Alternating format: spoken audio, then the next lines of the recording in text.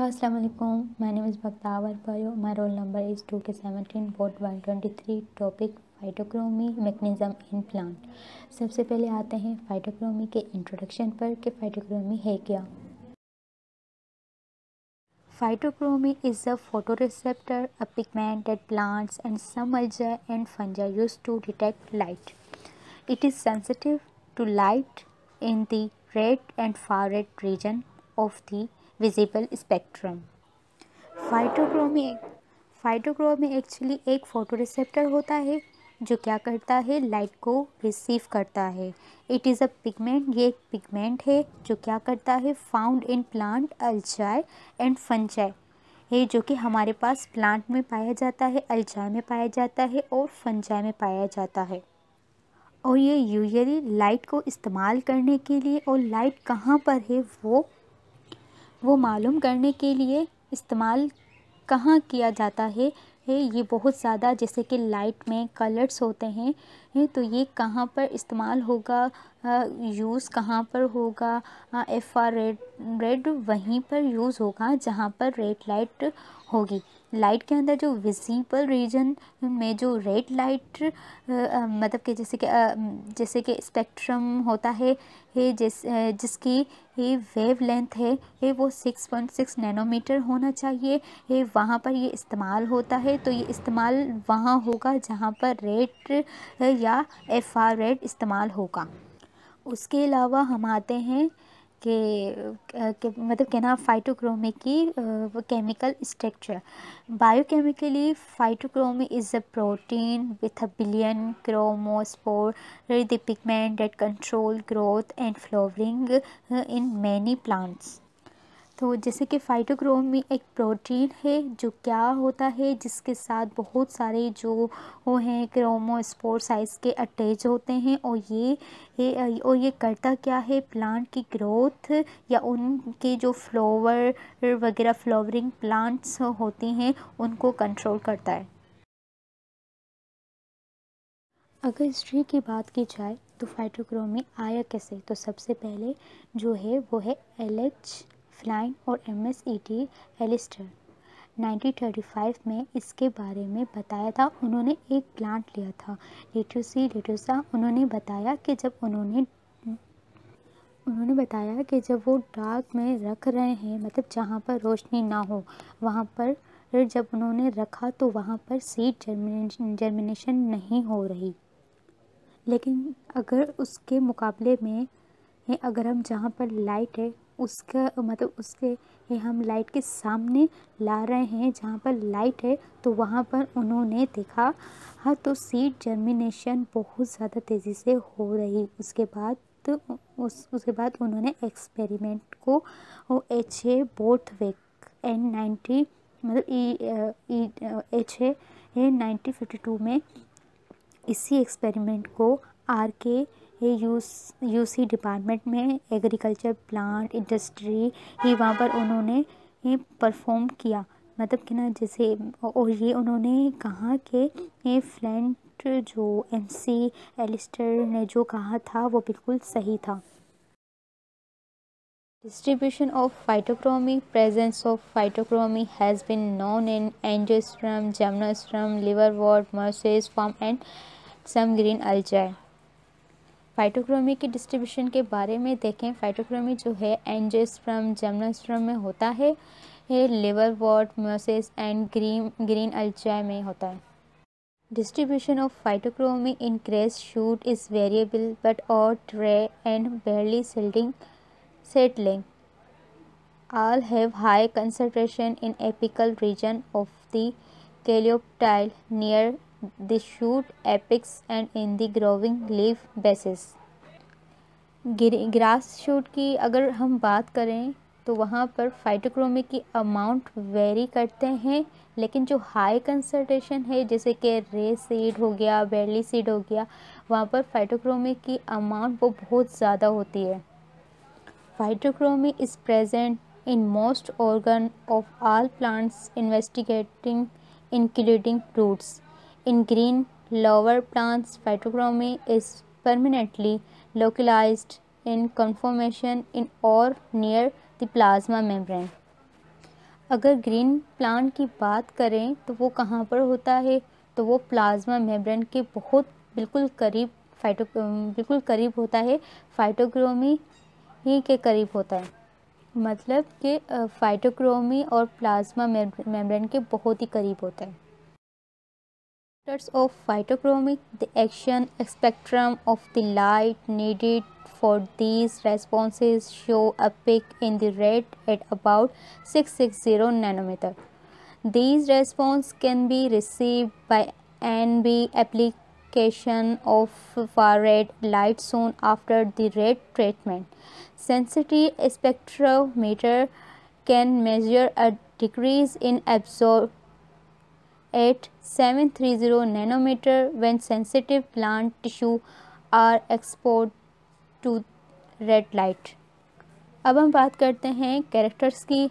तो फाइटोक्रोमी एक पिगमेंट है। अब वो कैसे, जैसे कि लाइट को एब्जॉर्ब करता है, सेम जैसे कि हमारे पास क्लोरोफिल है जो प्लांट में होता है, क्लोरोफिल लाइट को एब्जॉर्ब करता है, सेम इसी तरह फाइटोक्रोमी भी लाइट को एब्जॉर्ब करता है। प्रोसेस बिल्कुल सेम है, जैसे कि जिसकी वजह से कहा जाता है फाइटोक्रोमी एक पिगमेंट है।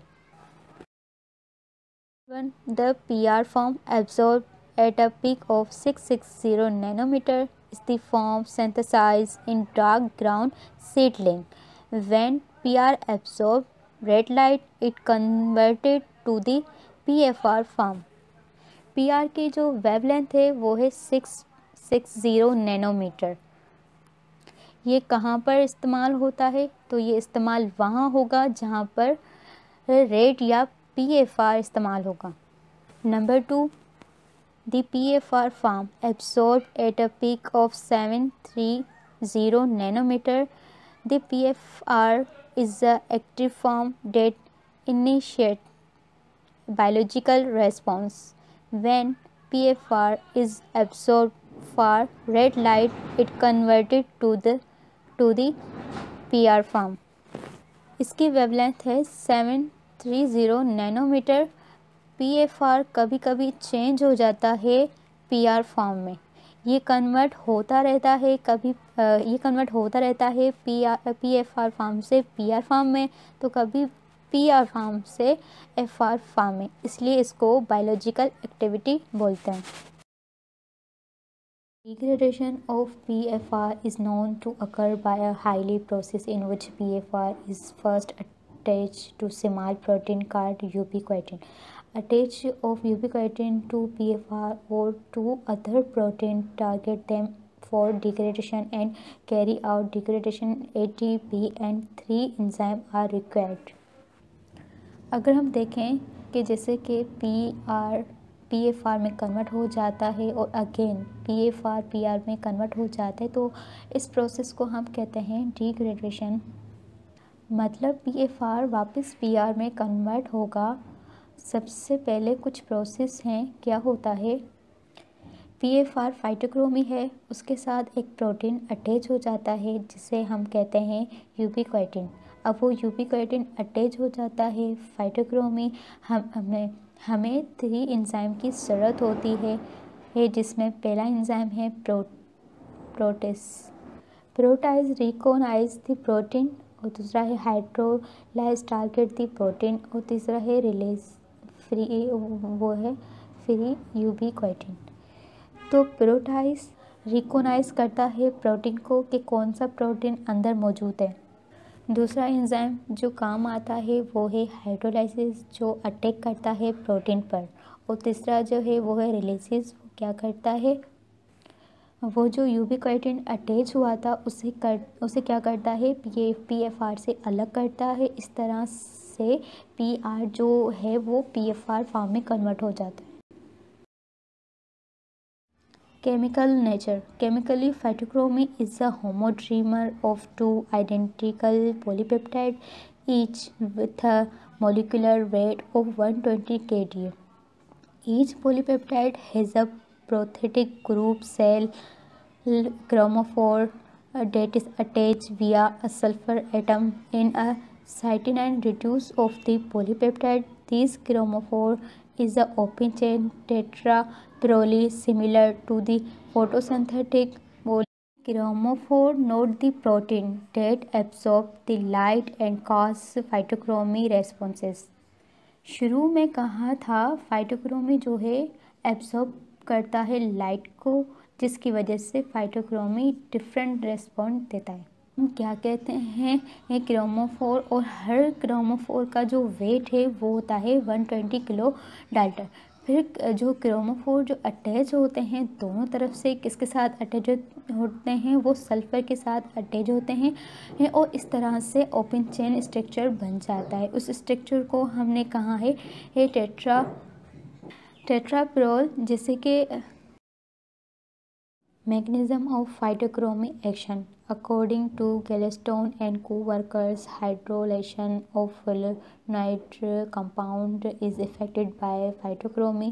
Mohr, however, suggests that radiation influences some basic metabolic change in the cell responsible for many different effects, and influence of flavonoid hydrolation pattern presumably represent only some such change। ग्लासस्टोन और coworkers उनके साथ जो काम करने वाले उन्होंने बताया कि फाइटोक्रोमी के इफ़ेक्ट क्या होते हैं, मैकेनिज़्म क्या है। सबसे पहले ग्लासस्टोन और उनके कोवर्कर्स के साथ काम करने वाले उन्होंने कहा कि इफ़ेक्ट करती है डायरेक्टली हाइड्रोलेशन पर। हाइड्रोलेशन इससे बहुत ज़्यादा इफ़ेक्ट होती है। उसके बाद मोहर है जिसने कहा था हाँ, जब रेडिएशन प्लांट पर पड़ती है तो फाइटोक्रोमी से होता हाँ क्या है, उनका जो सेल है उसमें बहुत ज़्यादा मेटाबॉलिक चेंजेस आती है, जिसकी वजह से फ्लावरिंग ग्रोथ होती है। Phytochrome mediated physiological response. Phytochromy has been found to control a number of physiological responses of the plant, example spore germination, chloroplast movement, elongation, bud dormancy, root development, etc. Numerous plant responses are mediated by phytochromy, hence for convenience of study they have been divided into positive, negative and complex response, or as developmental and rapid response। Scientist ने क्या किया, फाइटोक्रोमी के मुख्तलिफ response बनाए और अलग अलग categories में डिवाइडेड कर दिया। जैसे रेस्पॉन्स कौन कौन से हैं, स्पोर जर्मिनेशन, क्लोरोप्लास्ट डेवलपमेंट वगैरह वगैरह। तो उन्होंने उनको क्लासीफाई कर दिया कुछ टाइप्स में, जैसे कि positive response, complex response and negative response. Number 1, positive response characterized by initiation or increase of biosynthetic or growth process, example phytochromy mediated anthocyanin synthesis। Positive response increase biosynthesise को, जैसे कि plant की growth वगैरह। Number 2, negative response, those involving inhibition of growth process or other physiological process like translocation of substance, example inhibition of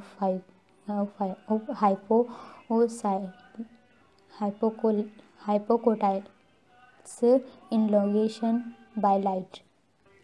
negative response क्या होता है, ये ट्रांससब्सक्रिप्शन करता है सब्सटेंस के मतलब जैसे एक जगह से दूसरी जगह डिफरेंट सब्सटेंस को पहुंचाने का प्रोसेस करता है। थर्ड है complex response, those which are characterized by initially an inhibition and later promotion of the responses as compare to corresponding dark control, example light control, regulation of oxygen uptake by cotyledons. Complex response वो है जिसमें inhibition से response start होता है, response की Aahista Aahista promotion हो जाती है, फिर ये कॉम्प्लेक्स सा बन जाता है। Developmental and rapid response, developmental response those response which are mediated by phytochrome but also involve other physiological process like growth, differentiation, certain periodic phenomenon and longer time for production of the response, example photoperiodism and germination। Developmental response ये है, ये Aahista Aahista development हो जाता है और ये करता क्या है, ये बहुत सारा टाइम लेता है कंप्लीट होने में, जैसे कि हम कह सकते हैं प्लांट की growth. Rapid responses, those which are detectable within a very short period after germination, irradiation, and do not apparently interact with complex physiological process. Example, closing of minimusa leaflet. Rapid response ये बहुत ज़्यादा कम वक्त में complete हो जाता है, इसलिए हम इसे रैपिड रेस्पॉन्स कहते हैं। Role of phytochrome, many flowering plant use it to regulate the time of flowering based on the length of day and night photoperiodism and to set circadian rhythms. It also regulates other responses including the germination of seed, elongation of seedling, the size, shape and number of leaves, the synthesis of chlorophyll and the strengthening of the epicotyle and hypocotyle hook of dicot seedlings. अगर बात की जाए फाइटोक्रोमी के role की, तो ये क्या करता है हमारी डेली लाइफ में। फाइटोक्रोमी एक्चुअली रेगुलेट करता है, जैसे कि हमने कहा PFR फार्म, तो क्या होता है, ये रेगुलेट करता है टाइम ऑफ फ्लावरिंग के जैसे बिहेव करना होता है, डे टाइम, नाइट टाइम, कब माइटोकॉन्ड्रिया एक्टिव होगा, कब फाइटोक्रोमी इनएक्टिव होगा, और ये करता है। और ये क्या करता है, ये सीड जर्मिनेशन करता है, प्लांट साइज, लीव्स, तो सारा जो है वो फाइटोक्रोमी करता है।